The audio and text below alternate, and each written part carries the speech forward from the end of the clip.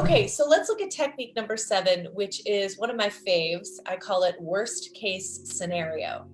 Worst case scenario. So if you're working with someone who's super, super feeling anxious, I have had anxiety all my life.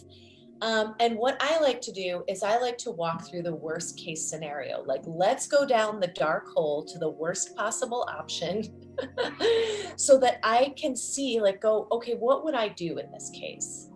And there's something about that just calms me down.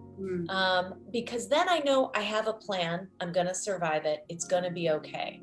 So usually when you walk someone down through the worst case scenario, they discover that they're capable of taking care of themselves in almost every circumstance. So that's a great one. So go ahead and once again, put something that you're taking away from that technique number 7 that Carrie just said, the worst case scenario. In what way is that helpful for you?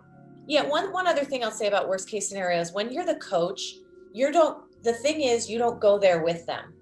This is the story they're telling themselves, and you have to be the one that's going, this is a story, and not fall into the hole with them, and just keep holding that they're powerful, they're capable. The likelihood of the worst case scenario happening is very slim, but even if it did, they can pull themselves out of it, and you have to be that source of strength and stability in that case, versus going like, oh God, let's tumble down together.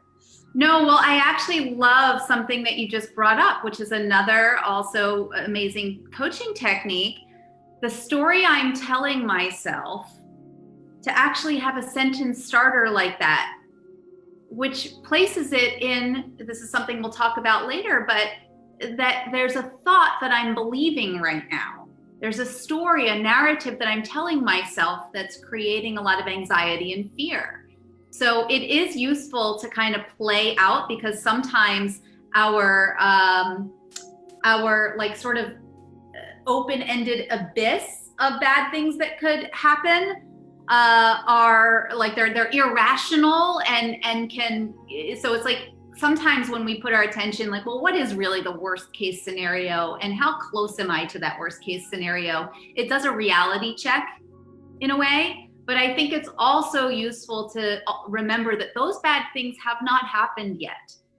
And so we can step back and say, the story I'm telling myself is, and that can be really helpful in interfacing with the worst case scenario so that we don't get sucked into it.